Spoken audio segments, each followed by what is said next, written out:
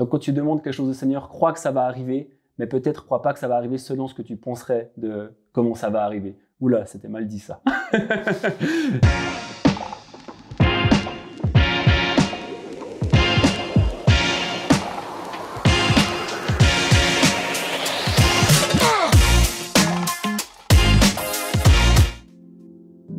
Ok, salut, je m'appelle Léo et du coup on m'a demandé de venir vous parler sur cette petite capsule de qu'est-ce que c'est le silence de Dieu. Avant ça, je me présente rapidement.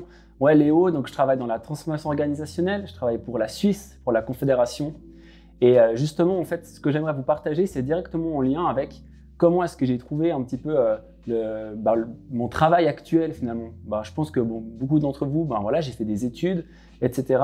Et c'était très difficile pour moi de me dire, mais qu'est-ce que j'ai envie de faire comme travail plus tard en fait. J'avais des rêves, j'avais des choses qui m'intéressaient beaucoup. Malheureusement, ça, j'ai pas pu le faire. Et donc, du coup, j'ai dû me recentrer sur quelque chose de différent. J'avais une idée très claire de ce que je voulais faire depuis tout petit. En l'occurrence, moi, j'aime bien tout ce qui est aviation, j'aime bien tout ce qui est musique. Je me suis dit, quoi qu'il va arriver, je vais essayer de faire quelque chose dans ma profession qui sera en lien avec ça.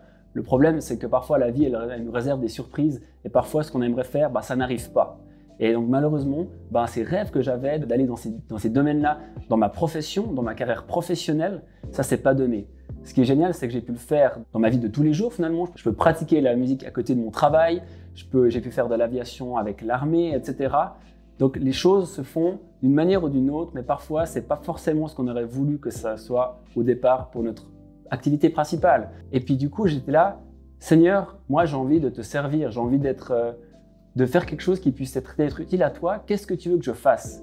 Et c'est vrai que souvent on se dit, parler avec le Seigneur, et il y a une relation avec lui, et je crois que c'est vrai, et c'est important d'avoir une relation avec le Seigneur où on parle avec lui, on est en relation directe avec lui comme un papa finalement, mais il y a des fois où on lui demande quelque chose, où on prie quelque chose, et la réponse, elle vient juste pas. Il y a un grand silence, on est face à un désert, finalement on se dit, mais pourquoi est-ce que Dieu ne me répond pas dans cette situation-là alors que j'ai besoin de lui ouvertement?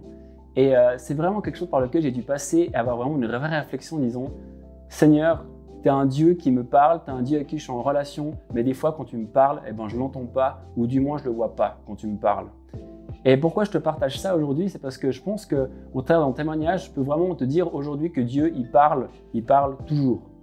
C'est juste que des fois, on ne comprend pas, ou parfois, il ne donne pas la réponse qu'on aurait envie d'entendre, ou alors parce que parfois, il nous parle, mais on n'a pas une oreille qui est vraiment attentive pour lui.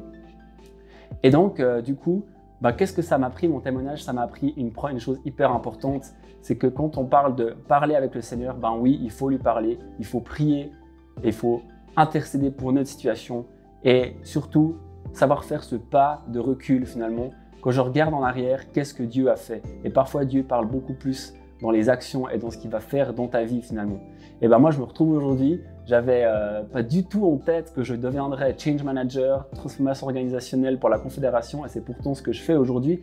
Et c'est incroyable, et je regarde en arrière et je vois voilà ce que le Seigneur il a fait pour moi et comment il a répondu à ma prière. Donc si je devais te laisser quelques inputs, quelques clés, oui, continue de parler avec le Seigneur, perds pas la foi, parce que la foi, c'est justement les choses invisibles, et parfois on aimerait pouvoir avoir une réponse directement du Seigneur, mais souvent elle ne vient pas, et c'est là où il faut continuer à croire et avoir cette foi. La deuxième clé que j'aimerais te laisser aussi, c'est est-ce que tu es quelqu'un qui croit en Dieu parce que c'est Dieu qui te rend service et qui fait des choses pour toi, ou est-ce que tu crois en Dieu pour qui il est simplement pour toi et pour ce qu'il va faire dans ta vie finalement? Je crois qu'on a un Dieu qui est tellement grand et qui est tellement digne qu'on mérite simplement de croire en lui juste pour qui il est, pour ce qu'il a fait et pas pour ce qu'il va faire pour nous uniquement. Donc quand tu demandes quelque chose au Seigneur, crois que ça va arriver, mais peut-être crois pas que ça va arriver selon ce que tu penserais de comment ça va arriver. Oula, c'était mal dit ça. Et voilà, j'espère que ça te parle, j'espère que ça pourra t'aider dans tes questionnements actuels. Non, Dieu ne répond pas toujours tout de suite. Des fois, il prend beaucoup plus de temps pour répondre.